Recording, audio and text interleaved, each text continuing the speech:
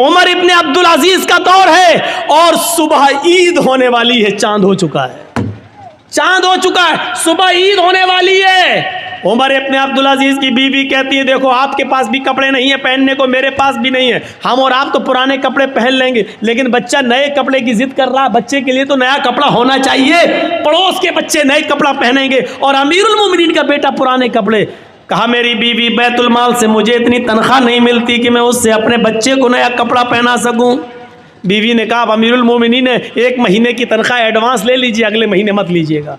कहा बीवी मशवरा अच्छा दे रही हो। होता है कभी कभी लोग किसी के यहाँ काम करते हैं, साहब मेरी बीवी बीमार है, 1 महीने की एडवांस तनख्वाह दे दो, हम धीरे धीरे कटा देंगे, कोई बुरी बात नहीं है अगर मालिक राजी हो जाए तो। उमर इब्ने अब्दुल अजीज़ ने एक लेटर लिखा और अपने खादिम से कहा जाओ बैतुल माल के कैशियर से कहना ये लेटर दे देना, वो तुम्हें 1 महीने की तनख्वाह एडवांस दे देगा। अमीरुल मोमिनीन खुश थे, उमर इब्ने अब्दुल अजीज़ के 1 महीने की तनख्वाह एडवांस, और वो तो मेरा खादिम है, वो तो दे ही देगा, जब हमने ऑर्डर दे दिया लिख के दे दिया तो वो दे देगा। जैसे ये लेटर कैशियर के हाथ में आता है उसने पढ़ा खजांची ने, उसमें लिखा है कि कल ईद है, मेरे बच्चे के पास नए कपड़े नहीं है पहनने के लिए, लिहाजा मुझे 1 महीने की तनख्वाह एडवांस दे दो, अगले महीने मत देना, उस महीने के अंदर काट लेना। उस खजांची ने उस लेटर को पढ़ने के बाद अंदर जाकर उसी लेटर के पीछे कुछ लिख दिया और लिखने के बाद उसको लिफाफे में बंद करके क्या जाओ इसको दे देना उमर इब्ने अब्दुल अजीज़ को। कहा उन्होंने 1 महीने की तनख्वाह एडवांस मंगाई, कहा मैंने इसका जवाब दे दिया है, इसका जवाब वो पढ़ लेंगे, उसके बाद आप आना, अगर इसके बावजूद वो मंगाएंगे तनख्वाह मांगेंगे 1 महीने की तो मैं दे दूंगा, मैंने उसमें कुछ सवाल किया है। खादिम लिफाफा लेकर उमर इब्ने अब्दुल अजीज़ के पास पहुंचता है। उमर इब्ने अब्दुल अजीज़ ने कहा क्या उसने 1000, क्या उसने 1 महीने की तनख्वाह एडवांस नहीं दी? का पता नहीं, इस लिफाफे में कुछ रख दिया है। लिफाफा खोला तो क्या देखते हैं कि मेरे ही लिफाफे मेरे ही लेटर के पीछे कुछ और लिखा है।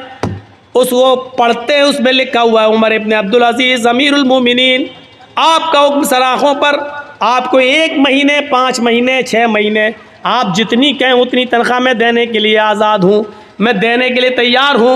अमीरुल मोमिनीन आपने लिखा है कि मेरे बच्चे के पास नए कपड़े नहीं हैं पहनने के लिए, इसलिए मुझे 1 महीने की तनख्वाह एडवांस दे दो, अगले महीने काट लेना। लेकिन आपने ये नहीं लिखा अगले महीने तक अगर आप जिंदा न रहे, अगला महीना शुरू होने से पहले अगर आपका इंतकाल हो गया तो 1 महीना जो एडवांस तनख्वाह आपके पास जाएगी, इस तनख्वाह को वापस कौन करेगा? उसका ज़मानती कौन है? उस तनख्वाह को बैतुल माल में जमा कौन करेगा?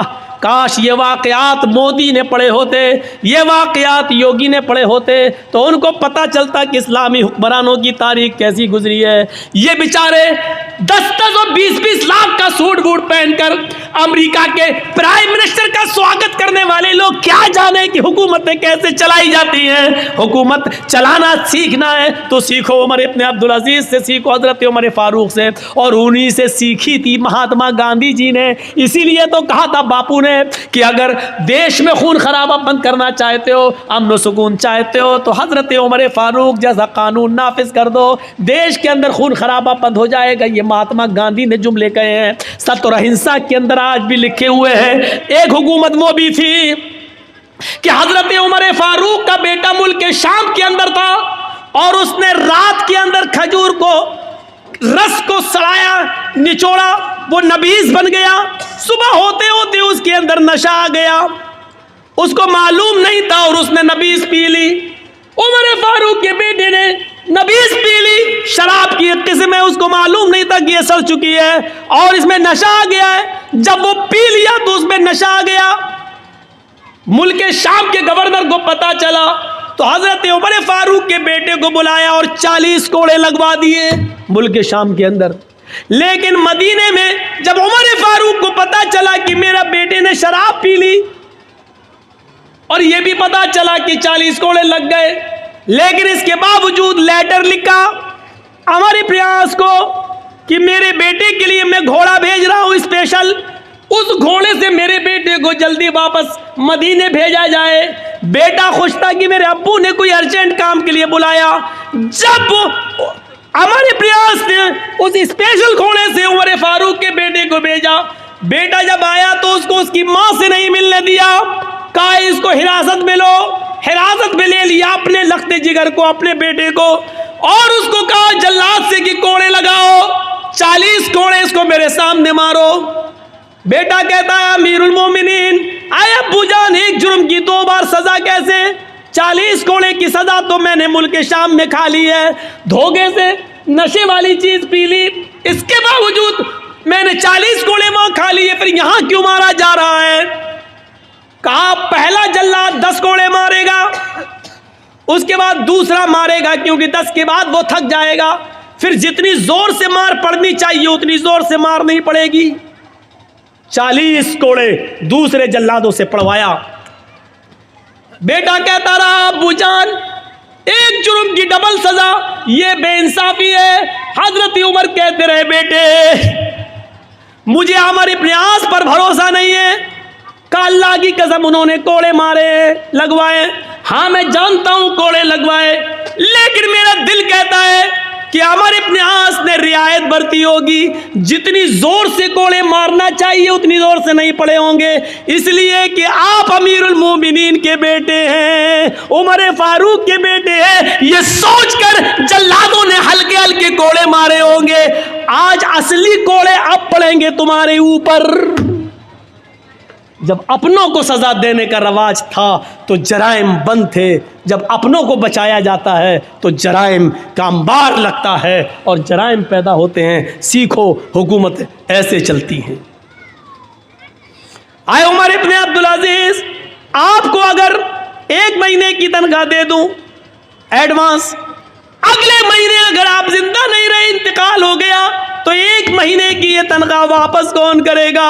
हजरत उमर इब्न अब्दुल अजीज रोने लगे और अपनी बीवी से कहने लगे, बीवी, जिस अमीरुल मोमिनीन का कैशियर इतना ज्यादा अमानतदार हो, इतना ज्यादा अल्लाह से डरने वाला हो कि वो अपने अमीर को भी, अपने हाकिम को भी सवाल कर रहा हो, तो मुझे उम्मीद है कि इंशाअल्लाह 1 दिरहम की बेईमानी नहीं होगी। मेरा बच्चा कल पुराने कपड़े ही पहनेगा।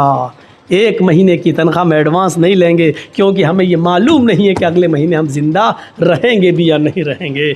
मेरे भाइयों, ये वाक़यात हमें झंझोड़ देते हैं, ये वाक़यात हमें झंझोड़ देते हैं अंदर से। वो कौन सा मंजर था? यही उमर इब्न अब्दुल अजीज थे, जिनकी बीवी हामिला थी, पेट में बच्चा था, और आप जानते हैं डॉक्टर कहते हैं कि जिसके पेट में बच्चा हो उस औरत को खाते पीते रहना चाहिए, क्योंकि माँ जो खाएगी वही बच्चे को बनेगा। लेकिन यहाँ 4 दिन से माँ को कुछ नहीं मिला। डर हो गया कि ये बच्चा कहीं मर ना जाए पेट में, माँ खाएगी तो बच्चे को लगेगा, जब माँ ही भूखी है तो बच्चा तो वैसे ही मर जाएगा।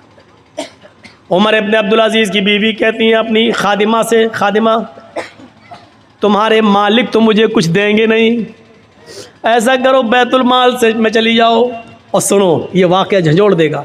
बैतुल माल में चली जाओ, 1 प्याला दूध वहाँ के खजानची से, कैशियर से ले आओ, देखो अगर मैंने दूध नहीं पिया, कुछ खाया नहीं, तो पेट का बच्चा मर जाएगा जो अमानत है। रात की तारीकी में खादिमा निकलती है और बैतुल माल के कैशियर से कहती है, बैतुल माल के खजानची से कहती है कि 1 प्याला दूध दे दो।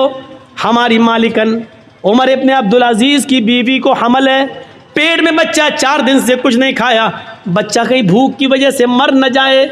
बच्चा अगर मर गया तो ये बहुत बड़ी जिम्मेदारी होगी, 1 प्याला दूध दे दो। उसने जल्दी से सुना उमर इब्न अब्दुल अजीज़ की बीवी हैं और पेट में बच्चा है और 4 दिन से कुछ नहीं मिला, तो उसने सोचा बच्चा ना मर जाए, जल्दी से 1 प्याला दूध दे दिया, जाओ ले जाओ।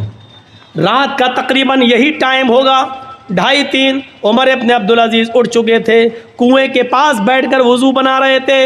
उन्होंने दरवाज़ा खुलते हुए देखा। थोड़ी देर के बाद देखते हैं कि एक औरत, हमारी खादिमा, चादर में कुछ छिपाए हुए चली आ रही है। उमर इब्न अब्दुल अजीज़ ने देखा कि वो मेरी बीवी के कमरे में चली गई। ये पीछे से कमरे में जाते हैं तो कहते हैं कि तुम कौन? कहा मैं आपकी खादिमा। क्या दे रही हो मेरी बीवी को? क्या देखते हैं कि मेरी बीवी के हाथ में दूध का प्याला है। उमर इब्न अब्दुल अजीज़ ने कहा, तुम्हें उस ज़ात की कसम जिसके कब्ज़े में हम तुम दोनों की जान है। जब तक मुझे हिसाब न दे दो कि ये दूध कहाँ से आया, मैं तुम्हें पीने की इजाज़त नहीं देता। उमर इब्न अब्दुल अजीज़ की बीवी ने दूध का प्याला रोक लिया। कहा, अमीरुल मोमिनीन, मेरी नीयत पे शक मत करिए, 4 दिन से सिर्फ पानी पी रही हूँ, खाने पीने को कुछ नहीं है। आपकी अमानत मेरे पेट में पल रही है, अगर ये भूखी रह गई, अगर मुझे कुछ नहीं मिला तो इसकी भी परवरिश नहीं होगी और ये पेट में मर जाएगा। इसलिए मैंने 1 प्याला दूध बैतुल माल से मंगवा लिया। फरमाया, मेरी बीवी, बैतुल माल के 1 प्याला दूध को लेने के लिए हमें बैतुल माल के सारे मुसलमानों को जमा करना पड़ेगा। जब वो हमें खुशी खुशी इजाज़त दे दें कि 1 प्याला दूध तुम अपनी बीवी को दे सकते हो, तब तुम्हारे लिए जायज़ होगा। बिना उनकी इजाज़त के हम तुम्हें दूध नहीं दे सकते। का अमीरुल मोमिनीन, आपने इतने दिन खिदमत की है, क्या आपको इजाज़त नहीं देंगे? देखिए, मुझे डर है कि ये बच्चा कहीं मर न जाए, इसलिए मुझे पीने की इजाज़त दीजिए। अच्छा चलिए, उधार ही सही, जब आपको तनख्वाह मिलेगी तो 1 प्याला दूध वहाँ वापस कर दिया जाएगा। उमर इब्न अब्दुल अजीज़ कहते, नहीं नहीं, ये बिना इजाज़त के दूध लिया गया है, इसलिए इसको भी लेने के लिए इजाज़त लेना पड़ेगी। ये दूध यहाँ लाओ। जब छीनने लगे तो बीवी देना नहीं चाह रही थी और कसम देकर कहती है, आपको अल्लाह का वास्ता 1 प्याला दूध पीकर इस बच्चे की जान बचा लेने दीजिए मुझे। उमर इब्न अब्दुल अजीज़ ने दूध का प्याला छीन कर दोनों हाथ उसके छोड़ दिए और छीन ही लिया और अपने हाथ में लेने के बाद कहा, हरगिज़ नहीं। कहा, अमीरुल मोमिनीन, फिर आप यकीन कर लीजिए कि ये बच्चा मर जाएगा, यकीन कर लीजिए कि ये बच्चा मर जाएगा। उमर इब्न अब्दुल अजीज़ ने कहा, अगर ये प्याला तुम्हें दे दूं तो? कहा, फिर इस बच्चे के बचने की उम्मीद है। उमर इब्न अब्दुल अजीज़ कहते हैं, आंखों में आंसू आ गए। कहते, मेरी बीवी, मुसलमानों की अमानत में खयानत करके 1 प्याला दूध तुम्हें देकर पिला दिया जाए और उसको पीकर ये बच्चा जिंदा है, ये बच्चा जिंदा रह सकता है, तो अपने इस पेट के बच्चे से कह दो कि मुझे तेरी जिंदगी नहीं चाहिए। अपने इस पेट के बच्चे से कह दो कि मुझे तुम्हारी जिंदगी नहीं चाहिए। बीवी, पेट में बच्चा मरता है तो मर जाए, मुझे इस बच्चे की मौत गवारा है, लेकिन अमानत में खयानत गवारा नहीं है। 1 प्याला दूध की बेईमानी हमें कबूल नहीं है। गए और बैतुल माल में वो दूध जमा करके बैतुल माल के कैशियर को नौकरी से हटा दिया कि तुमने मेरी इजाज़त के बगैर ये दूध कैसे दिया। इन वाक़यात की रोशनी में हम कैसे लग रहे हैं, और इन वाक़यात की रोशनी में हम तो छोड़ो, मोदी और योगी कैसे लग रहे हैं। इन वाक़यात की रोशनी में मेरे भाइयों, हम सब तसव्वुर करें, हम सब देखें, हम सब सीखें, हम सब जानें। और लाल बथानी वालों, हम बार बार तुम्हारा नाम लाल बथानी कह रहे हैं। नाम उन्हीं का लिया जाता है जिनसे मोहब्बत हो, नाम उनका लिया जाता है जिनके बारे में दिल में जगह हो। अल्लामा ज़हबी ने किताबुल कबायर के अंदर एक वाक़या नकल किया है, सुनो। अल्लामा ज़हबी ने किताबुल कबायर के अंदर एक वाक़या नकल किया है कि एक गरीब आदमी दरिया के किनारे बैठ जाता था और मछली का शिकार करता था। 1-2 मछली उसको मिल जाया करती थी। वो उस मछली को बाजार में बेचकर अपने बीवी बच्चों का पेट पाला करता था।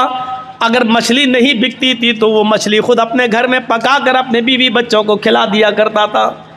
एक मर्तबा मामूल के मुताबिक एक बड़ी मछली उसके हाथ लग गई। वो उसको बाजार में बेचने के लिए जा रहा था। उस इलाके के पावरफुल आदमी की नज़र पड़ गई। उसने कहा, ये मछली मुझे दे दो। उसने कहा, साहब ले लो, लेकिन इसकी कीमत मुझे दे दो। मुझसे कीमत मांग रहा है, जानता नहीं है मैं कौन हूँ। यहीं से जुल्म की बुनियाद पड़ती है। आप कुछ भी रहिए, लेकिन आपने अगर कह दिया मेरे बारे में सुना है मैं कौन हूँ, पता लगा लेना ज़रा इलाके में, यही वो तकब्बुर है जिसके बारे में अल्लाह तबारक व अल्लाह के नबी सल्लल्लाहु अलैहि वसल्लम फरमाते हैं कि यह अल्लाह के ख़िलाफ़ ऐलान जंग है। क्योंकि तकब्बुर करने का और गुरूर करने का हक़ सिर्फ़ अल्लाह रब्बुल आलमीन को है और किसी को नहीं। और कोई आदमी अगर ये कहता है कि जा पहले पता लगा मैं कौन हूँ, तू अभी पहचान नहीं रहा मुझे सही से, इसका मतलब यह है कि वो अल्लाह के मुकाबले में अपने आप को खड़ा कर रहा है। अल इज़्ज़ु इज़ारी वल किब्रियाउ रिदाई फमन नाज़ानी फी कुल्ल वाहिदिन मिनहुमा फक़द अज़्ज़बतुहु अज़ाबन शदीदा। यह है मुस्लिम शरीफ की हदीस के अल्फाज। अल्लाह के नबी ने फरमाया कि अल्लाह फरमाता है अल इज़्ज़ु इज़ारी, इज्जत मेरी लुंगी है, वल किब्रियाउ रिदाई, तकब्बुर जताना और किब्रियाई ये मेरी चादर है। तुम दो कपड़े पहनते हो ना, एक ऊपर का हिस्सा ढांकने के लिए, एक नीचे शर्मगाह का हिस्सा, एक कुर्ता एक पैजामा, एक कमीज और एक लुंगी, दो कपड़े आप पहनते हो। अल्लाह कहता है कि मैं भी दो कपड़े पहनता हूं, और दो कपड़े क्या हैं? अल इज़्ज़ु इज़ारी, इज्जत ये मेरी लुंगी है, वल किब्रियाउ रिदाई, तकब्बुर किब्रियाई गुरूर और घमंड ये मेरी चादर है। लुंगी और चादर यानी इज्जत और तकब्बुर, ये दो कपड़े मेरे भी हैं। अगर किसी और ने अपने आप को अजीज बनने की कोशिश की और मुतकब्बिर बनने की कोशिश की, घमंड और गुरूर जताने की कोशिश की, अपने आप को बड़ा बनने की कोशिश की, फमन नाज़ानी फी कुल्ल वाहिदिन मिनहुमा, इन दोनों मेरे कपड़ों में से कोई एक कपड़ा मुझसे छीनने की कोशिश की, फक़द अज़्ज़बतुहु अज़ाबन शदीदा, हम उसको ऐसा अज़ाब देंगे जो उसके दिमाग ने सोचा नहीं होगा, उसके जहन ने, उसके दिमाग ने सोचा भी नहीं होगा, उसकी आंखों ने देखा भी नहीं होगा। शदीद अज़ाब, सख्त अज़ाब हम देंगे उसको क़यामत के दिन। अल्लाह के रसूल ने घमंडी लोगों के बारे में क्या कह दिया? जिसके अंदर थोड़ा सा घमंड आ जाए, बहुत ज़्यादा नहीं,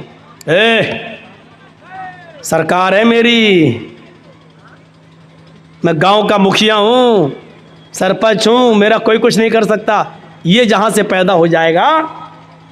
यूपी में लखीमपुर खीरी में क्या हुआ?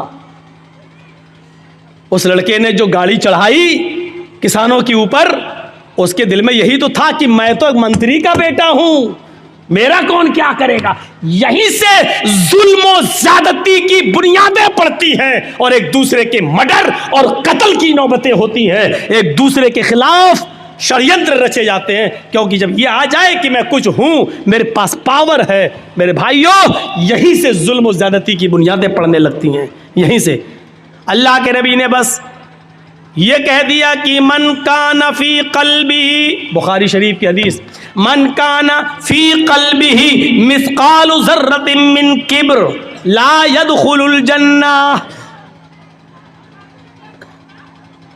मन काना फी क़ल्बिही मिस्क़ालु ज़र्रा, ज़र्रा किसको कहते हैं? ज़र्रा। कभी आपने बालू देखी, रेत? आप तो जिस इलाके के रहने वाले हैं, यहाँ तो रेत ही रेत है। नदी के किनारे रेत मिल जाएगी, रेत में जर्रे होते हैं, जर्रे हल्के से। मैं उसकी मिसाल दे देता हूँ, चलिए। चींटी का सर, चींटी का सर कितना बड़ा होता है? अब आप तसव्वुर कर लीजिए, चींटे का नहीं, चींटा तो बहुत बड़ा सर रखता है, चींटी का सर ये जर्रा कहलाता है। जर्रा इतना बड़ा होता है। अल्लाह के नबी ने फरमाया मन काना फी क़ल्बिही मिस्क़ालु ज़र्रतिन मिन किब्र, चींटी के सर के बराबर, सरसों के दाने के बराबर, राई के दाने के बराबर भी अगर किसी इंसान के दिल में तकब्बुर आ जाए, घमंड आ जाए, ला यदखुलुल जन्नह, ऐसा आदमी जन्नत के अंदर दाखिल नहीं होगा। किसके अंदर इतना घमंड नहीं है? ला यदखुलुल जन्नह, ऐसा आदमी जन्नत के अंदर दाखिल नहीं होगा। घमंड और तकब्बुर करने का हक सिर्फ अल्लाह रब्बुल आलमीन को है, अल्लाह रब्बुल आलमीन को। तो बात कट गई। वो जालिम आदमी पावरफुल था, कहता है मुझसे पैसे मांग रहा है। उसने कहा मेरे भाई, यही मेरा जरिए माश है, अगर आपने मुझे पैसे नहीं दिए, इसकी कीमत नहीं दी, तो मेरे बीवी बच्चे भूखे मर जाएंगे। बड़ी मेहनत के बाद ये मछली मेरे हाथ लगी है, मेरे बीवी बच्चों के पेट पे लात मत मार। उसने कहा चुप। मछली उससे छीनी और जाने लगा, मछली उससे छीनी और जाने लगा। ये आदमी भी जानता था कि मछली मेरी बड़ी मेहनत की कमाई है, अगर ये मछली ले गया तो दूसरी मछली इतनी जल्दी मेरे हाथ नहीं लगेगी। शाम हो चुकी है, मेरे बीवी बच्चे क्या खाएंगे? या तो कीमत इसकी मिल जाए या मछली ही हम काट के बना के अपने घर में बीवी बच्चों को खिला लें। ये उसको पकड़ता है, मेरे भाई मछली मुझे दे दे या कीमत दे दे। उसने उसका हाथ झटक दिया, हट चल, और फिर आगे बढ़ा। इसने मछली पकड़ ली, मेरे भाई या तो मछली दे दे या उसकी कीमत। उसने फिर झटका, इसने उसका हाथ पकड़ लिया। अल्लाह के बंदे, एक गरीब आदमी के ऊपर रहम कर। उसने हाथ पकड़ा, ये उसका हाथ छुड़ाने लगा, इसने उसके हाथ को मुंह में रख लिया। मछली वाले ने, गरीब आदमी ने मुंह में रख लिया ऐसे, और उसके अंगूठे में काट लिया ऐसे, हल्का सा काटा, ऐसे काटा। लेकिन ये ताकतवर आदमी था जो छीन रहा था, उसने एक लात मारी और छीन ली और मछली लेके चला गया। ये आदमी अपने घर आया, अपने दोस्तों को बुलाया, पार्टी करता है, मछली काटी जाती है और पार्टी की जाती है। यार दोस्तों ने मिलकर मछली खाई। रात में जब बिस्तर पे सोने के लिए जाता है, सुनो आए लोगों, तुमसे मोहब्बत का एक रिश्ता रहा है लाल बथानी वालों, गौर से सुनो। रात में जब बिस्तर पे सोने के लिए जाता है तो इसके अंगूठे में दर्द शुरू होता है। इसने कपड़ा अपना लपेटा, लेकिन दर्द में इजाफा होता चला गया। पूरी रात करवटों से गुजरती गई, इसको नींद नहीं आई। लेकिन रात की तारीकी में जाए तो कहाँ जाए? कभी अपनी बीवी से कहता, कभी खुद उसको अंगूठे को पकड़ता, दर्द से कराहता कराता परेशान हो जाता है। फजर की नमाज का इंतजार करता है, फजर की अजान की आवाज धीरे धीरे रात कट जाती है, फजर हो जाती है, मस्जिद के अंदर जाता है, नमाज पढ़ता है। जो हकीम तबीब मस्जिद में नमाज पढ़ने आते हैं, ये उसके पास जाता है। उन्होंने अपने घर ले गए और ले जाने के बाद उसके अंगूठे को देखा। उस जमाने में कुछ लेप वेप लगाया जाता था, लेप वेप लगाया गया, लेकिन दर्द में इजाफा नहीं, इजाफा ही होता गया। 4-5 दिन ऐसे ही गुजर जाते हैं, दर्द में कमी नहीं होती। इसने अंगूठा फिर दोबारा दिखाया, अपने उससे भी बड़े तबीब को दिखाया। उसने कहा ये अंगूठा में इन्फेक्शन फैल गया है, जहर फैल रहा है, ये अंगूठा तुम्हारा सड़ चुका है, इस अंगूठे को यहाँ से काट दो। अगर तुमने इस अंगूठे को नहीं कटाया तो ये जहर तुम्हारे पूरे हाथ में फैल जाएगा। कोई रास्ता नहीं था। 5-6-10 दिन के अंदर अंदर ये तैयार हो जाता है कि चलो अंगूठा ही कटवा दो, कम से कम हाथ तो बच जाएगा। फिर उसने उस अंगूठे को कटवा दिया।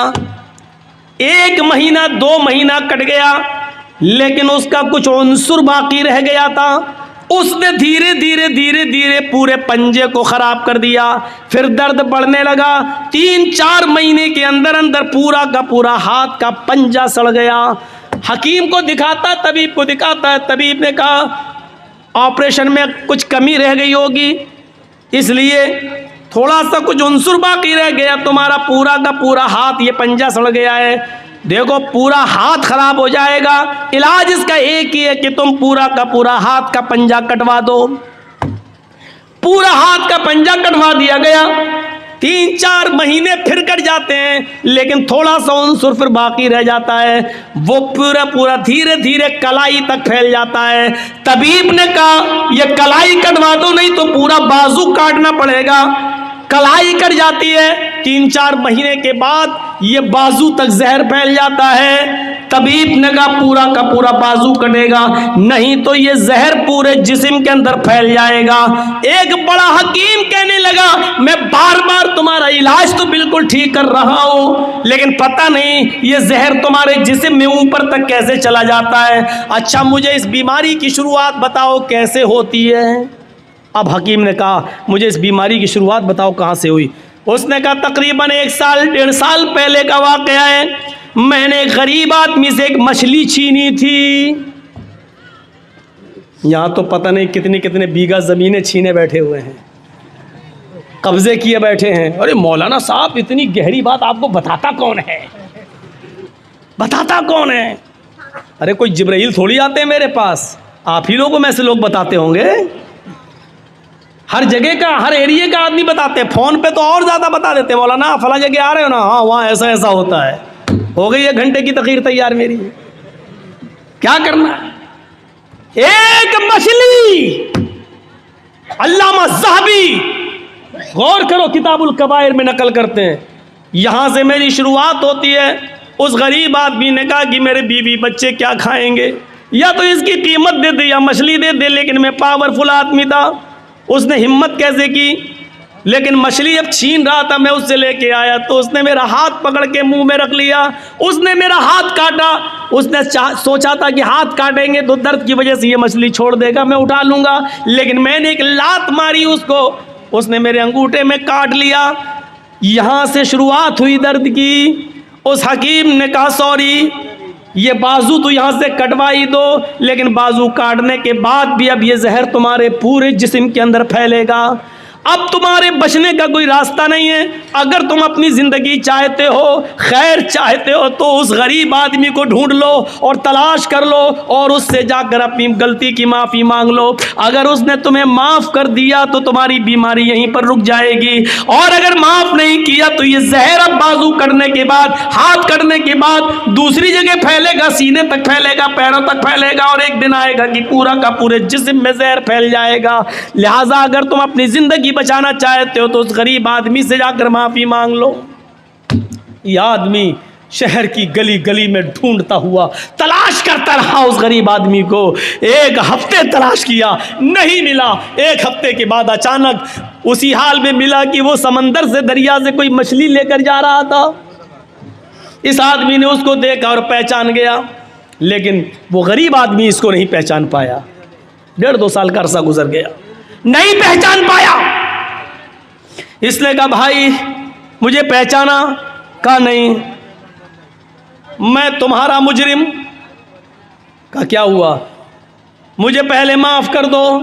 अरे भाई हुआ क्या? मैं माफी कैसे माफ क्या करूं? तुमने गलती क्या की? कहा मैंने गलती क्या की, ये मछली है तुम्हारे हाथ में। हाँ, ऐसे ही 1-1.5 साल पहले कोई मछली थी, मैंने तुमसे वो मछली छीनी थी, तुम मेरे सामने गिड़गिड़ाते रहे कि मेरे बीवी और बच्चों के पास इसके अलावा कोई दूसरा रास्ता नहीं है, लेकिन मैंने तुम्हारी एक न सुनी। तुमने मेरे अंगूठे में काटा था और उसके बाद मैंने लात मारी थी और तुम्हें छोड़ दी, तुम मछली छोड़ दिए थे और मैं लेके चला गया था।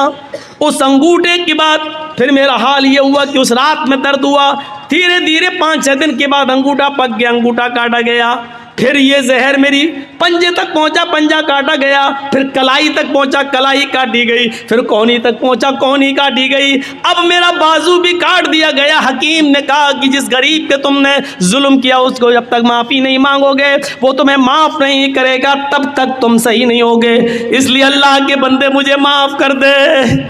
उसने कहा मैं सिद्क दिल से, दिल की गहराई से तुझे माफ़ करता हूँ मेरे भाई, मुझे नहीं मालूम था कि मेरी बद्दुआ ऐसा असर करेगी, मेरी बद्दुआ रंग लाएगी। अगर मुझे मालूम होता कि ऐसा हो जाएगा तो मैं तुम्हें कभी बद्दुआ नहीं देता।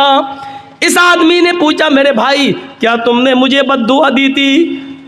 इस गरीब आदमी ने कहा हाँ, जब तुम मेरे हाथ से मछली छीन के ले गए, मेरे पेट में एक लात मार गए, मैं यहाँ बैठ गया, मेरी बीवी और बच्चों के पास उस रात खाने के लिए कुछ नहीं था, जब तक मैं तुम्हें देखता रहा बद्दुआ देता रहा। आय अल्लाह, इस इंसान ने मेरी बीवी और मेरे बच्चों के पेट पे लात मारी है, आय अल्लाह इसको ऐसी सज़ा दे जो दुनिया के लिए निशान इबरत बन जाए, ऐसी सज़ा दे जो दुनिया वालों के लिए मकाम इबरत बन जाए। मेरे भाई मुझे क्या मालूम था, उस दिन तो गुस्से में निकल गई, लेकिन मुझे मालूम नहीं था कि अल्लाह रब्बुल आलमीन कबूल कर लेगा। सुनो, ये होती है मजलूम की बद्दुआ का असर। इसीलिए अल्लाह के नबी सल्लल्लाहु अलैहि वसल्लम ने कहा था इत्तक़ी दावतल मजलूम, मजलूम की बद्दुआ से बचना, इसलिए कि मजलूम जब कोई बद्दुआ देता है तो उस बद्दुआ को आसमान के पर्दे भी रोक नहीं पाते, सातों आसमान के दरवाजे उसके लिए खुल जाते हैं। मजलूम की बद्दुआ, और अल्लाह की कुर्सी अर्श के पास जाने में कोई दीवार नहीं होती है। मजलूम की बद्दुआ डायरेक्ट अल्लाह के पास जाती है, उस बद्दुआ को ले जाने वाले फरिश्ते नहीं होते हैं। मजलूम ने यहां बद्दुआ दी, वो बद्दुआ आसमान के सीने को चीरते हुए डायरेक्ट अर्श से टकराती है, और अर्श वाला जवाब देता है, मेरे मजलूम बंदे की बद्दुआ मेरे पास आई है, इस बद्दुआ ने मेरे अर्श को झंझोड़ दिया है, यानी मुझसे इंसाफ मांग रहा है मेरा मजलूम बंदा। अब मैं ऐसा इंसाफ दूंगा उस मजलूम बंदे को जो दुनिया के लिए निशान इबरत बन जाएगा। मेरे भाइयों, जहां सारे लोग सच्चा फैसला करने से कासिर रहें, वहां अल्लाह रब्बुल आलमीन का फैसला फिर सामने आता है। जहां कोई मुजरिम को सजा नहीं दे तो अल्लाह रब्बुल आलमीन फिर वहां सजा, फिर अल्लाह की सजा काम आती है, फिर वहां अल्लाह सजा देता है। इसलिए मजलूम की बद्दुआ से बचो। आप ये मत सोचो बहुत बेईमानी की कमाई से हम बहुत ज़्यादा खुश हैं और इससे हमारी कहीं ना कहीं निकलेगी। आपने अपने बच्चों के लिए कर रहे हो, और जब वही बेईमानी की कमाई आपके बच्चे इस्तेमाल करेंगे तो किसी न किसी को कैंसर होगा, किसी न किसी की किडनी फेल हो जाएगी, कहीं ना कहीं तो अल्लाह उसको वसूल करेगा, किसी न किसी शक्ल में करेगा। होना है हमारे साथ और दुनिया में यह अंजाम दिखाएगा। देखो, या अय्युहल्लज़ीना आमनुत्तकुल्लाह हक्का तुकातिह, ऐ ईमानो वालो अल्लाह से डर जाओ जैसा कि उससे डरने का हक है। ये है उससे डरने का हक, ये है उससे डरने का। वो कौन सा तकवा था कि एक चरवाहा जंगल में बकरी चरा रहा है, और हज़रत उमर अपने साथियों के साथ जंगल में से गुज़र रहे हैं। उमर फारूक के साथियों ने कहा भूख लग रही है, कुछ खाना बना लिया जाए। तो कहा कि चलो ये चरवाहा बकरियां चरा रहा है, इससे एक बकरी ख़रीद लेते हैं। हज़रत उमर ने कहा बीनी शातन, एक बकरी बेचोगे मुझे, एक बकरी मुझे बेच दो।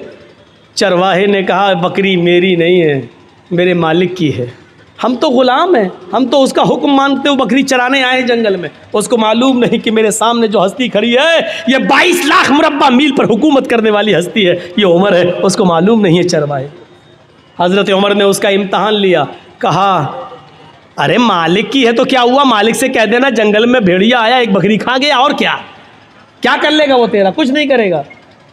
और हम खाल उतार के तुझे दे देंगे, उसमें खून लगा लेना, कह देना देख लो ये खाल छोड़ गया। उस चरवाहे ने कहा खामोश। हजरत उमर से आप थोड़ी ऊंची आवाज में यूपी में बोल के देख लो, नहीं बोल पाओगे।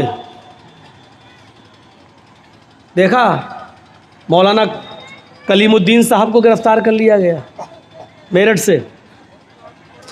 क्या हुआ कि 15 साल पहले ये गैर मुस्लिमों की किताबों से हवाले देते थे और गैर मुस्लिमों को मुसलमान बनाते थे पैसे का लालच देकर। लीजिए, इस इल्ज़ाम में एक जंगल में हाथी भाग रहा है। चूहे ने पूछा अरे भाई क्यों भाग रहे हो? कब सुना नहीं पुलिस ऐलान कर रही है कि जो भी भैंस पकड़ी जाएगी उसको काट दिया जाएगा। तो चूहे ने कहा भाई ऐलान तो भैंस का हुआ है, कि तुम क्यों भाग रहे हो, तुम भैंस थोड़ी हो। हाथी ने कहा अगर पुलिस ने हमको पकड़ लिया तो 20 साल तो ये साबित करने में लग जाएगा कि मैं भैंस नहीं हूं।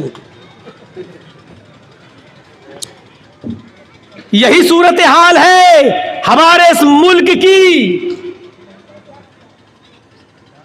अभी एक पुलिस वाले आए, कोई भी एक इल्जाम लगा के अंदर डाल दो, 10 साल की पहले जमानत नहीं हो रही है, छूट नहीं रहे, 10 साल जेल में, 10 साल के बाद पता चलता है मौलाना जर्जीस को बाइज्जत बरी किया जाता है, कोई सबूत नहीं मिला।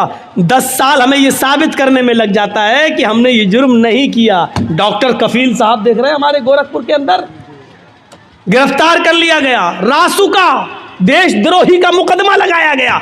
हाई कोर्ट 6 महीने के बाद, 8 महीने और 9 महीने के बाद उनको बेल देती है और ये कहती है कि डॉक्टर कफील के भाषण में, उनकी तकरीर में ऐसे कोई जुमले नहीं मिलते जिससे देशद्रोही साबित हो। अब होना क्या चाहिए था कि जिस गवर्नमेंट ने उस पर देशद्रोही का मुकदमा लगाया, अब वो देशद्रोही कोर्ट ने साबित कर दिया कि नहीं है, तो अब सरकार को कटघरे में खड़ा होना चाहिए। लेकिन सरकार को कटघरे में खड़ा नहीं किया जा सकता है साहब। क्यों? सरकार, ये सूरत हाल है आज हमारी। आप कहते हैं कि मौलाना साहब गैर मुस्लिम लोग भी आए हुए, मंत्र पढ़िए। हमारे पास नोटिस आता है कि आप दीनी जलसों में जाते हैं, सुप्रीम कोर्ट का नोटिस मेरे पास आता है कि आप पढ़ते क्यों हैं ये रामायण और गीता, आपको क्या मतलब है इससे? ये सूरत हाल है। और याद रखना, जासूस गैरों में नहीं होते, अपनों में होते हैं। एक बात याद रखिएगा, हम पढ़ दें 2-4 मंत्र, आप ही के यहां से जो जासूसी निकलेगी। और थाने में मौलाना साहब ने सुप्रीम कोर्ट का नोटिस आने के बाद भी मंत्र पढ़े हैं। बहुत आसान है हुक्म दे देना और चला लेना, लेकिन मेरे भाइयों, दूसरे के मजबूरी को भी सामने रखिए कि दूसरा किस तरीके से जिंदा है। यही चीज़ें चढ़ा चढ़ा कर डॉक्टर जाकिर नाइक को आज कहाँ जाना पड़ा बेचारे। आज हिंदुस्तान के अंदर नहीं, मलेशिया में उनको पनाह लेना पड़ा। किसने साथ दिया? कौन था उनके साथ? और जर्जीस ने उसी वक्त कहा था, आज डॉक्टर जाकिर नाइक पर उंगली उठी है गवर्नमेंट की। अगर सारे मुसलमान एक प्लेटफार्म पे नहीं आए तो यहां से रवाज निकलेगा। आज के बाद मौलवियों की नींदें हराम होंगी। नहीं सुनी हमारी किसी ने। दूसरे मसलक के लोगों ने कहा वो तो वहाबी है, उस आतंकवादी है, ये है वो है। खुद अपने ही लोगों ने गवर्नमेंट तक जासूसी की वीडियो निकाल निकाल कर दिखाई, देखो फला स्टेज पर इतने लोगों को मुसलमान किया, इतने लोगों को मुसलमान किया। ये जासूसी उनके साथ की गई और आज डॉक्टर जाकिर नाइक को मलेशिया जाना पड़ा।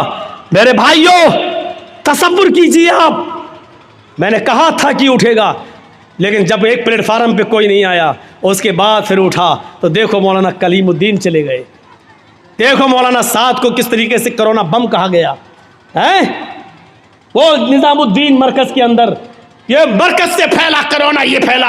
हमने पेशीन गोई की थी, हालांकि इल्म गैब अल्लाह के अलावा कोई नहीं जानता, लेकिन आसार बता रहे थे कि डॉक्टर जाकिर नाइक की खामोशी पर, उनकी बात पर खामोशी, ये दूसरे मौलवियों के लिए दरवाज़ा खोल रही है। और खुला, क्या चाहते हो कि मेरे लिए भी दरवाजे खुल जाएं? खुलेंगे तो देखा जाएगा, लड़ेंगे, लेकिन जहां तक हो सके अपने आप को पहले एहतियात किया जाए, अपने आप को बचाया जाए। अल्लाह के रसूल ने फरमाया, जब जंगल में जाओ तो पहले ऊँट को बांध दो दरख्त से, उसके बाद अल्लाह पर भरोसा करो। ऊँट को खुला छोड़ दिया, सो गए, अल्लाह मालिक कुछ नहीं होगा, तो भागी जाएगा। पहले बांध दो, फिर सोइए, फिर अल्लाह पे भरोसा कीजिए कि मैंने ऊँट को बांधा है, अल्लाह पे भरोसा कुछ नहीं होगा। तो पहले एहतियात कीजिए, पहले तदबीरें कीजिए आप। वो चरवाहा था जंगल का, और क्या कह रहा उमर से, 22 लाख मुरब्बा मील पर हुकूमत करने वाली शख्सियत से, खामोश, मुझे बता रहे अपने मालिक से कह देना, मैं तो ये तो जानता नहीं हूं कि तू कौन है, लेकिन इतना सुन, मैं मोहम्मद रसूलुल्लाह का उम्मती हूं। हजरत उमर कान लगाकर उसकी बात को सुन रहे हैं।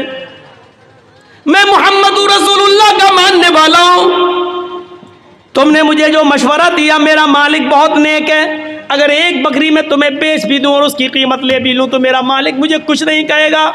मैं कह दूं कि बकरी भेड़िया खा गया तो मेरा मालिक मेरा यकीन भी कर लेगा। लेकिन दुनिया में तो मैं अपने मालिक से झूठ बोल जाऊंगा, लेकिन कयामत के दिन में उस मालिक को क्या जवाब दूंगा जो मेरे मालिक का भी मालिक है। जा यहां से। गौर कीजिए, इस तकवे की रोशनी में हम कैसे लग रहे हैं। लाल बथानी के लोगों, ईमानदारी के साथ बताना, इस चरवाहे के तकवे की रोशनी में हम कैसे लग रहे हैं। हम अपने गरीबान में बटन खोल कर जरा झांके तो हम कितने % मुसलमान नजर आ रहे हैं। इस वाक़े की रोशनी में जरा अपने ज़मीर को झंझोड़ कर देखें कि हम कहाँ खड़े हैं। हम अपने आप को मुसलमान कहलाने के लायक हैं भी या नहीं है। जरा गौर करके देखें, हम अपने ज़मीर से जरा पूछें, अपने ज़मीर से जरा सवाल करें, अपने दिल से जरा पूछें। मैं ये नहीं कह रहा हूँ हम मौलवी भी गुनाहगार हैं, हम लोग भी गुनाहगार हैं। मौलवी भी इंसान होता है, फरिश्ता नहीं होता है। गलती आपकी नजरिए की है। आपने मौलवियों को फरिश्तों की नजर से देखना शुरू कर दिया है। आपने मौलवी को फरिश्ते की नजर से देखना शुरू कर दिया है। नहीं नहीं, मौलवी फरिश्ता नहीं होता है। वो भी गलती कर सकता है, वो भी खता कर सकता है, उससे भी गलती और खता होती है। इंसान है हम। जब अल्लाह के नबी कह रहे हैं कि मैंने मारने के लिए मिसवाक उठाई लेकिन मुझे डर लग गया, मैं यहाँ कांप गया, क्या मोहम्मद सल्लल्लाहु अलैहि वसल्लम उस लड़की को, उस खादिमा को जो मारने जा रहे हो, कहीं ऐसा तो नहीं उसकी गलती से ज्यादा तुम्हारी सजा हो जाए दी हुई। अगर उसकी गलती कम पड़ गई और आपकी ये छड़ी, आपकी ये मिसवाक से उसको तकलीफ उससे ज्यादा लग गई तो हो गई। तो कयामत के दिन आप अपने रब को क्या जवाब देंगे? कयामत के दिन क्या मुंह दिखाएंगे? हजरत उमर फारूक अपने गुलाम का कान मरोड़ देते हैं और बात कितनी आवाज दी गुलाम को। गुलाम ने आवाज दी, गुलाम ने अमीरुल मोमिनीन, अमीरुल मोमिनीन, अमीरुल मोमिनीन। हजरत उमर उस वक्त पेशाब कर रहे थे। उनको गुस्सा आया, कमीना अमीरुल मोमिनीन अमीर चिल्लाता चला जा रहा है। वो जल्दी से निकले और उधर आए और अपने गुलाम, इधर क्या आवाज दे रहा, पकड़ा, कान मरोड़ दिया कस के। यस, हट, चल उधर बैठ। उस गुलाम ने सिर्फ इतना कहा, अमीरुल मोमिनीन मैं आपका खादिम हूँ, आपका गुलाम हूँ, आपने मेरा कान जो मरोड़ा है, मुझे ऐसा लगता है कि मैंने कोई गलती नहीं की है, लेकिन अगर आपको लगता है कि आपने जायज़ सही वजह से, सही रीज़न की वजह से आपने मेरा कान मरोड़ा है तो ठीक है, लेकिन एक बार गौर कर लेना कि आपने मेरा कान सही मरोड़ा या गलत, और कुछ नहीं। इतना कहा। हज़रत उमर ने कहा, जब तुझे मालूम था कि मैं इस्तिंजा कर रहा हूँ, पेशाब कर रहा हूँ, तो तू अमीरुल मोमिनीन क्यों चिल्ला रहा था? उसने कहा, अमीरुल मोमिनीन उस ज़ात की कसम जिसके कब्ज़े में मेरी जान है, अगर मुझे मालूम होता कि आप फला जगह बैठ कर इस्तिंजा कर रहे हैं, पेशाब कर रहे हैं, तो मैं आपको नहीं बोलता। मैं इतना पागल नहीं हूँ कि देख लूँ कि कोई आदमी पेशाब कर रहा और उसके बावजूद भी चिल्लाता रहूँ। मुझे मालूम है कि बगैर इस्तिंजा किए हुए कोई आ ही नहीं सकता है, तो मैं क्यों चिल्लाता? मुझे नहीं मालूम था। हज़रत उमर ने कहा, तुम ठीक कह रहे हो, इधर आओ। जितनी ज़ोर से मैंने तुम्हारा कान मरोड़ा है, तुम भी मेरे कान को उतनी तेज़, उतनी सख्ती के साथ तुम भी मरोड़ लो। उसने कहा, अमीरुल मोमिनीन आपको अपनी गलती का एहसास हो गया, हमने आपको माफ़ कर दिया। हज़रत उमर कहते हैं, नहीं, अब तो मैं इस कान को मरोड़ कर अपना बदला लेना होगा। उसने कहा, मैंने माफ़ कर दिया। कहा, नहीं, तुम मुझे इसलिए माफ़ कर रहे हो क्योंकि मैं तुम्हारा मालिक हूँ, मैं तुम्हारा आका हूँ, तुम मेरे गुलाम हो, इसलिए मेरे डर से तुम माफ़ कर रहे हो। उसने कहा, मैं अल्लाह के लिए आपको माफ़ कर रहा हूँ। कहा, नहीं नहीं, मैं इंतकाम दूंगा, तुम अपना बदला ले लो। जब हज़रत उमर ने ज़िद की तो उसने कान मरोड़ दिया। हज़रत उमर को मालूम था कि मैंने इसका कान कितनी तेज़ मरोड़ा। कहा, और तेज़, और तेज़। नहीं, अभी भी तुम रियायत कर रहे हो, और तेज़। जब हज़रत उमर को लगा कि हाँ इतना तेज़ मैंने इसका कान ऐंठा होगा, तो हज़रत उमर फारूक कान को ऐंठवाते जा रहे हैं और कहते जा रहे हैं, आए उमर देख ले तेरी औकात क्या है, आए उमर देख ले तेरी औकात क्या है, तेरी हैसियत क्या है। एक मामूली गुलाम तेरा कान मरोड़ रहा है और तू अपने आप को अमीरुल मोमिनीन समझ रहा है, अपने आप को हाकिम समझ रहा है, अपने आप को अमीरुल मोमिनीन तसव्वुर कर रहा है। इस तरीके से जुमले कह कहकर अपने तकब्बुर को ख़त्म करते थे कि तकब्बुर हमारे अंदर ना आ जाए। एक मामूली गुलाम तुम्हारा कान पकड़ के ऐंठ रहा है और तुम अपने आप को अमीरुल मोमिनीन समझ रहे हो। ये इस्लाम की तालीम का, तालीमात के असरात थे जो सहाबा किराम की ज़िंदगी पर मुरतब हुए। मेरे भाइयों, एक हल्का सा कान मरोड़ दिया तो उसका भी बदला दे रहे हैं। हमने कितने लोगों पर जुल्म किए हैं, कभी उनकी अमानतों को वापस करने की कोशिश की है, कभी आपने माफ़ी मांगने की कोशिश की है? याद रखना, मौलाना जर्जीस 15-16 साल के बाद इस लाल बथानी में आए हैं। 16 साल के बाद हम जो आए हैं आपकी इस बस्ती में, 15 साल के बाद, 15 साल के बाद, 15 साल पहले जिन्होंने मेरा प्रोग्राम सुना था और 15 साल के बाद आज जो प्रोग्राम सुन रहे हैं मेरा, ये 15 साल की जर्जीस की ज़िंदगी चीख चीख कर ये कह रही है कि आए जर्जीस, तू अपनी ज़िंदगी के 15 साल कम कर चुका है। अल्लाह ने तेरी ज़िंदगी में जितने दिन लिखे थे, अब उन दिनों में तू 15 साल कम कर चुका है। जिन लोगों ने 15 साल के बाद आज मेरी तकरीर सुन रहे हैं, उनकी ज़िंदगी चीख चीख कर कह रही है कि वो भी अपनी ज़िंदगी के 15 साल कम कर चुके हैं। तुम्हारी और मेरी ज़िंदगी ये चीख चीख कर कह रही है कि जर्जीस और आए लाल बथानी वालों, तुम 15 साल अपनी कब्र के करीब हो चुके हो। तुम अपने असली मंजिल कब्र के करीब जा चुके हो। अब तुम्हारे और कब्र के दरमियान ज्यादा फासला नहीं, उस दूरी में 15 साल की कमी हो चुकी है। नहीं, इससे भी बढ़कर एक और बात, 2 ही ठिकाने हैं हमारे और आपके, या तो हम और आप जन्नत में जाएंगे या जहन्नम में, बस। तीसरा कोई ठिकाना नहीं। किसी से भी पूछ लो, तीसरा कोई ठिकाना है? नहीं, 2 ही ठिकाने, जन्नत या जहन्नम। हम और आप, या तो जन्नती या जहन्नमी। अल्लाह के यहाँ हिसाब व किताब पूरे उतरे, जन्नती, नाकाम हो गए तो जहन्नमी।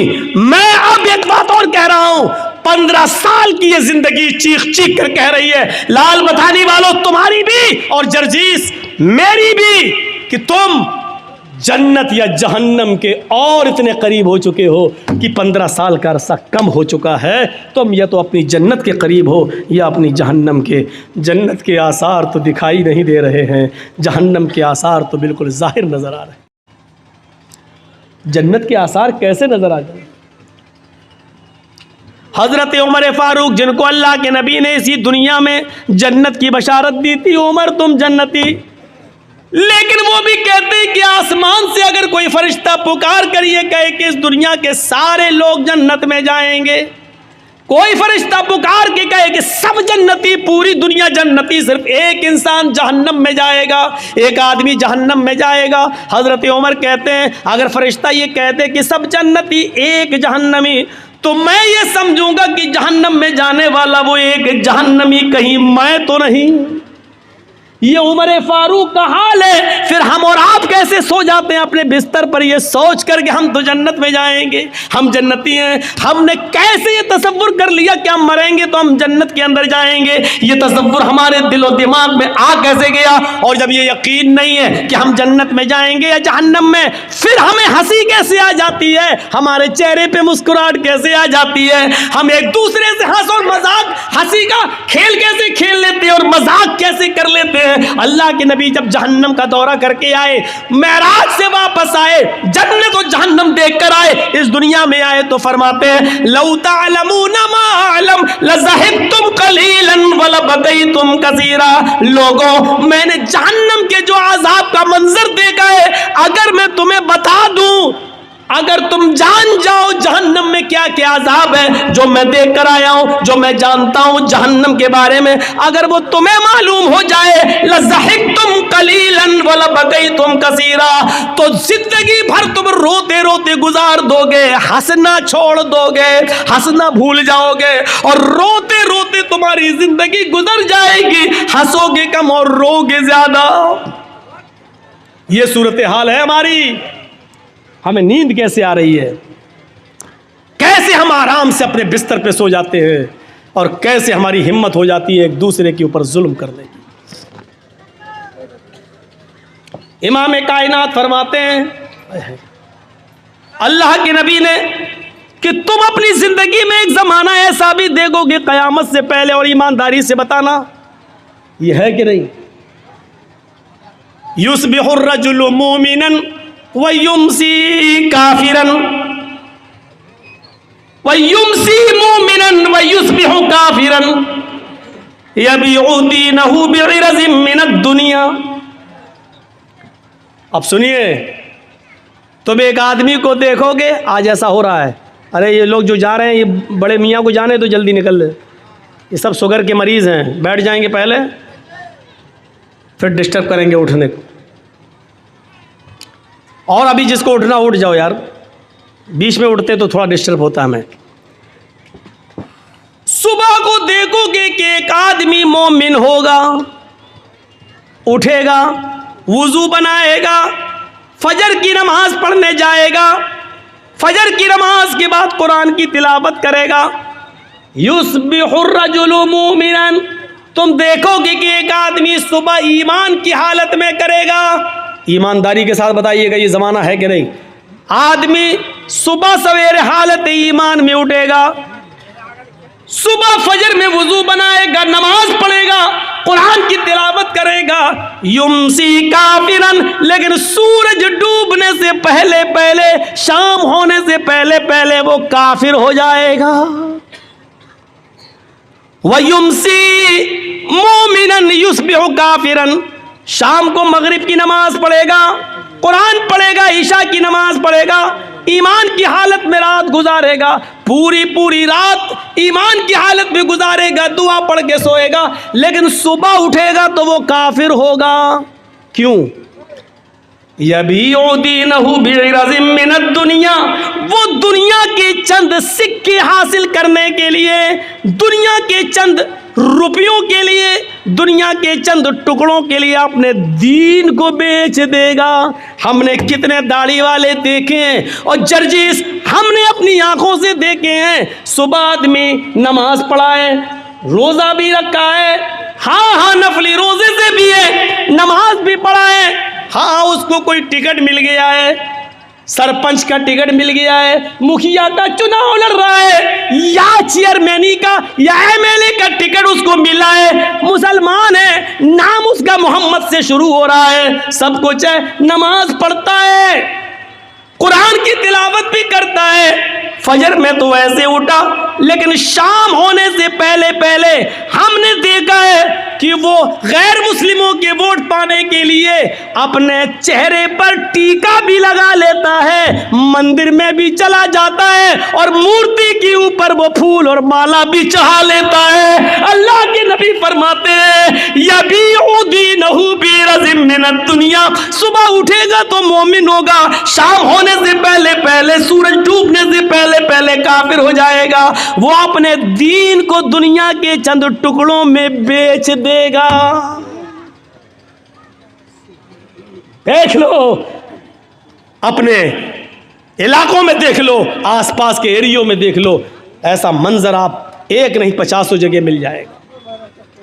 और लोग क्या कह रहे हैं, साहब हिंदुस्तान में रहना तो क्या हम, क्या हिंदू नेता लोग क्या रमजान के महीने में टोपी नहीं लगाते हैं? तो आप क्या चाहते हैं कि वो कर रहे हैं तो हम भी वही करें? हमारा मुल्क, हमारा देश और हमारे मुल्क का कानून अपने मज़हब पर अमल करने की हमें पूरी इजाज़त देता है। हाँ, दूसरों के मज़हब से हमें नफरत नहीं होनी चाहिए, लेकिन आप इस हद तक गिर जाए कि हालत ईमान में उठे और शाम होते होते आप उसी रंग में रंग जाएं। सूरत हाल आप देख रहे हैं। ज़रा Mumbai high court, Maharashtra high court और आप उड़ीसा हाई कोर्ट वगैरह की के रिकॉर्ड उठा के देखें और वहाँ की सरकारों के नियम और कानून देखें तो आपको पता चलेगा कि ये क्या प्लानिंग हो रही है। महाराष्ट्र गवर्नमेंट ने यह कानून पास कर दिया है कि जितने भी कॉलेजेस और यूनिवर्सिटीज़ हैं, मेडिकल वगैरह हैं, उनमें अल्पसंख्यक में सबसे ज़्यादा मुसलमान ही हैं। ईसाई और यहूदी और मुसलमानों सब अल्पसंख्यक में आते हैं, लेकिन निशाना हमारे ऊपर है। अल्पसंख्यक लड़कियों को 50% एडमिशन दिया जाए। मैं पूछना चाहता हूँ कि आपको हम मुसलमानों की लड़कियों की इतनी फिक्र क्यों हो रही है? 50% का कोटा छोड़ दो, 10% का कोटा ही हमारे मुसलमान लड़कों के लिए क्यों नहीं रख देते हो? मुसलमान लड़कों के लिए कोई कोटा नहीं। यूनिवर्सिटीज में, कॉलेजेस में, नौकरियों में लड़कियां अल्पसंख्यक यानी मुस्लिम लड़कियां 50%। और ऐसा कब हुआ? जब नागपुर में एक मीटिंग हो गई। और नागपुर में मीटिंग किसकी होती है बताने की जरूरत नहीं है, समझ गए होंगे आप। जब मीटिंग हो गई और उस मीटिंग में यह तय कर दिया गया कि अब मुसलमान लड़कियों को स्कूलों में ज्यादा से ज्यादा एडमिट करो और गैर मुस्लिम लड़कों को ज्यादा से ज्यादा छूट दे दो, और वो लड़के इन लड़कियों के साथ दोस्ती करें और दोस्ती प्यार और मोहब्बत में बदल जाए, और प्यार और मोहब्बत में बदलने के बाद ये दोनों लड़का लड़की कोर्ट मैरिज करें और 2 बच्चे 3 बच्चे पैदा करने के बाद इन लड़कियों को छोड़ दिया जाए आवारा, और लड़के जो पैदा हों बच्चे उनको अपने पास रख लिया जाए, और लड़कियों को जो आई हैं उनको धक्के देके भगा दिया जाए। ये प्लानिंग जब हो चुकी उसके बाद यूनिवर्सिटी में 50% कोटा दे दिया जा रहा है। और कुछ ना आकिबत अंदेश आज भी महाराष्ट्र की सरजमीन पर जो मुस्लिम नेता लोग हैं, मुस्लिम लीडर, गवर्नमेंट बहुत अच्छा काम कर रही है हमारी लड़कियों के लिए। ये उन्हीं के दलाल होते हैं। आपने लड़कों के लिए कोशिश क्यों नहीं की? सोचो आप। और बंगाल की एक लड़की, एक औरत, हम नहीं नाम लेंगे, एक हाजी की बेटी, समझ गए ना? बस एक इंटरव्यू में आके क्या बोलती है कि इस्लाम इतना तंगदिल नहीं है कि एक गैर मुस्लिम लड़के के साथ शादी करने पर वो हमें इस्लाम से निकाल दे। और अभी हाल ही में इंटरव्यू क्या आया, उसने अपने पुराना वाला आदमी छोड़ दिया है, अब एक नए लड़के के साथ रंगरलियां मनाई और उसका एक बच्चा भी उससे पैदा हुआ। उससे पूछा शादी कब करेंगी? उसने कहा शादी की क्या जरूरत है, हम लोग प्यार और मोहब्बत के साथ रह रहे हैं, बस हम लोगों की जिंदगी सही गुजर रही है, बस गुजर रही है। तुम्हारे बयान से मुझे कोई एतराज नहीं है, लेकिन तुम ये कहो कि इस्लाम इसको बुरी नजर से नहीं देखता, हमें इस जुमले पर एतराज है। बस तुम नंगा नाच नाचो, नंगी होकर घूमो, मुझे कोई फर्क नहीं पड़ता मेरे ऊपर, लेकिन जब इस्लाम से जोड़ने की कोशिश करोगी, अपने इस घिनौने किरदार को, इस कैरेक्टर को जब इस्लाम से जोड़ोगी, तो हम मुदाफियत के लिए अपनी आवाज उठाएंगे। इसके लिए चाहे मीडिया हमें नंगा करे, चाहे जो भी करे, हम सबकी सुनेंगे, लेकिन हम इस्लाम की आवाज को बुलंद करेंगे और बताएंगे कि गलत क्या है। या अय्युहल्लज़ीना आमनू तक़ुल्लाह हक़्क़ तुक़ातिह, बात यहाँ से निकलती है। और अल्लाह के हज़रत उमर फ़ारूक की आंखों में आंसू आ जाते हैं कि एक चरवाहे के अंदर भी अल्लाह का ये डर है, अल्लाह का ये खौफ है। दूसरे दिन आते हैं और उसके मालिक को हुक्म देते हैं कि अपने ग़ुलाम को लेकर दरबार में आओ। ग़ुलाम का मालिक अपने ग़ुलाम को लेकर दूसरे दिन उमर फ़ारूक के दरबार में जाता है।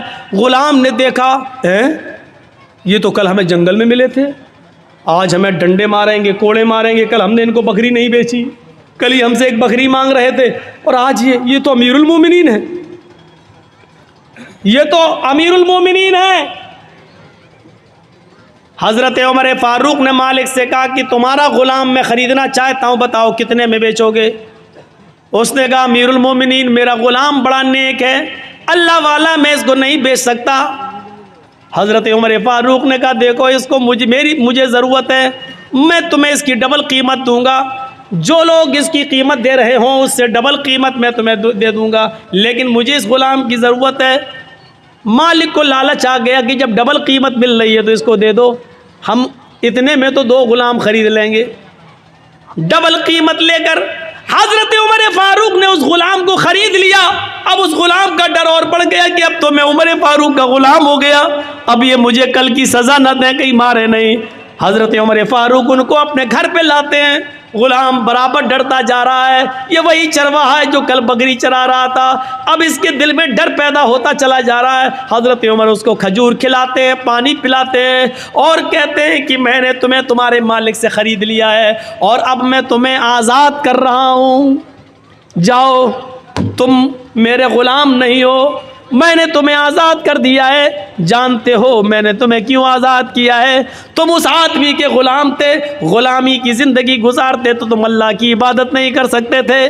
तुम्हें फ़र्ज़ नमाज पढ़ने का मौका मिलता, फिर ग़ुलाम की तुम बात मानते, इसलिए तुम्हें इबादत करने का मौका नहीं मिलता।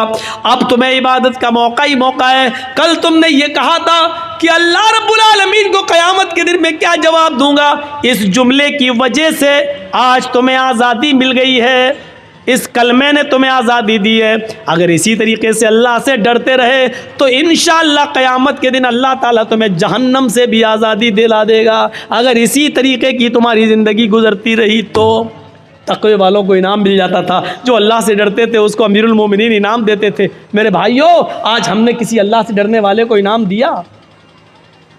किसी नेक और मुत्तकी आदमी को देखा तो कभी हिम्मत पड़ी कि हम उसको कुछ मदद कर दें?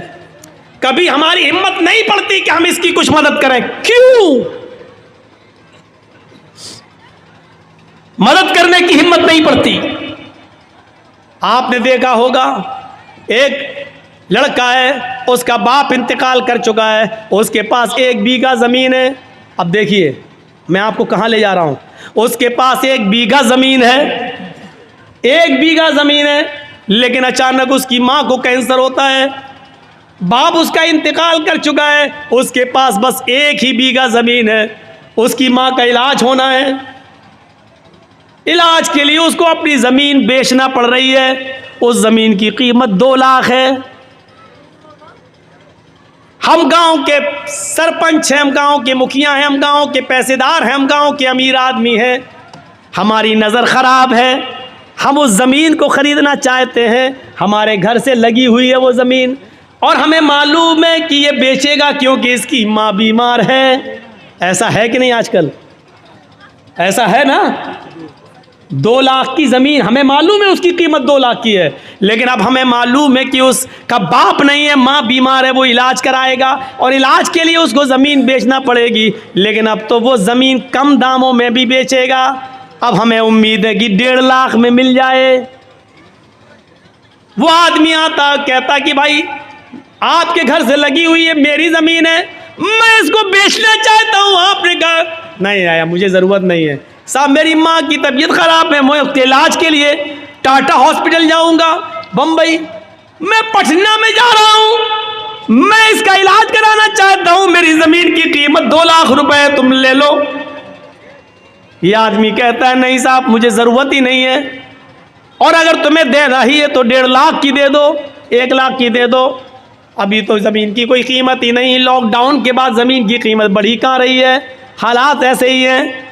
मजबूर आदमी है बेचारा, उसने कहा ठीक है लाओ, 2 लाख का माल है, 1.5 लाख दे दो। आपने 1.5 लाख रुपए उसको दे दिए और ज़मीन ले ली।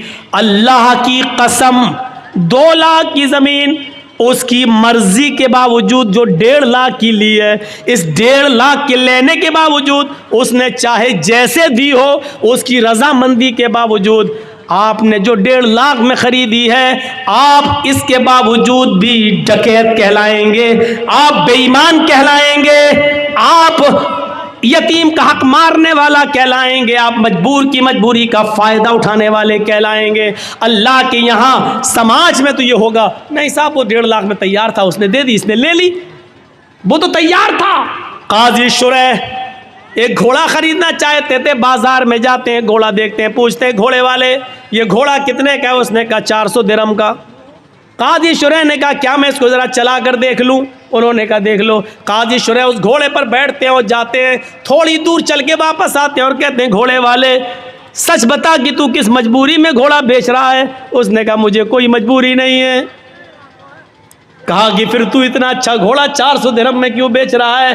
तेरा घोड़ा चलाकर मैंने देखा तेरा घोड़ा 400 नहीं बल्कि 500 दिरहम के लायक है। उसने कहा काजी साहब आप काजी हैं, हज़रत अली ने आपको जज बनाया है, मेरे कीमत 400 मांगी है, अगर आपको 500 दिरहम का लगता है तो 500 दे दीजिए, वरना मेरी तरफ से खुशी से 400 हैं, अगर आप 500 देना चाहें तो मुझे क्या एतराज़ होगा? काजी शुरैह कहते रुकिए एक मरतबा और चला कर देखता हूँ।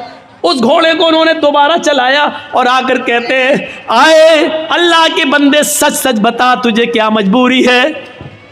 उसने कहा मुझे कोई मजबूरी नहीं है। उसने कहा मुझे कोई मजबूरी नहीं है। कहा फिर तू इतना अच्छा घोड़ा 500 दिरहम में क्यों दे रहा है? उसने कहा 500 में नहीं 400 में दे रहा हूँ, आप 500 देना चाहें तो ठीक है। कहा नहीं ये 500 से भी ऊपर बल्कि 600 दिरहम का घोड़ा है तेरा। उसने कहा काजी साहब मुझे शर्मिंदा मत कीजिए, मेरी तरफ से 400 है, आप मज़ीद अगर और देना चाहें तो मेरे कुछ काम आ जाएगा, वरना मेरी तरफ से कीमत 400 है। काजी शुरैह कहते हैं रुक जाओ एक मरतबा और देखता हूँ। एक मरतबा और चक्कर लगाते हैं और आकर कहते हैं मेरा दिल अंदर से कहता है कि तू किसी मजबूरी में घोड़ा बेच रहा है, तेरा घोड़ा 700 दिरहम के लायक है, तू इसको 400 में क्यों दे रहा है? उसने कहा मैं कुछ नहीं कहूँगा। काजी शुरैह कहते हैं क्या एक चक्कर और लगा लूँ? एक चक्कर और लगा कर आते हैं और अपने जेब से 800 दिरहम निकालते हैं और कहते हैं कि तेरा घोड़ा 400 नहीं 800 दिरहम के लायक है। उसने कहा काजी साहब मुझे सिर्फ ज़रूरत 400 दिरहम की है, 400 दिरहम की है जो मेरे बेटे के इलाज में काम आएगी। काजी शुरैह समझ गए ये मजबूरी में बेचारा बेच रहा था और काजी शुरैह ने उस घोड़े की सही कीमत लगाई और 800 दिरहम दिए। मेरे भाइयों कभी आपको ऐसा भी हुआ है कि एक आदमी जिसकी माँ बीमार है 2 लाख की ज़मीन वो बेच रहा है, कभी आपने सोचा कि चलो 2 की जगह 2.25 दे दो, चलो 2.5 दे दो, बेचारा अपनी माँ के इलाज में काम कर लेगा, हमारी ज़मीन तो 5-6 साल में और कीमत बढ़ ही जाएगी लेकिन इसका तो कम से कम माँ का इलाज हो जाएगा। कभी 2 लाख की ज़मीन को 2,25,000 में लेने की कोशिश की आपने? कभी 2.5 लाख देने की कोशिश की आपने? नहीं, 2 लाख की ज़मीन को 1.5 लाख में लेने वाले तो हज़ारों मिल जाएंगे।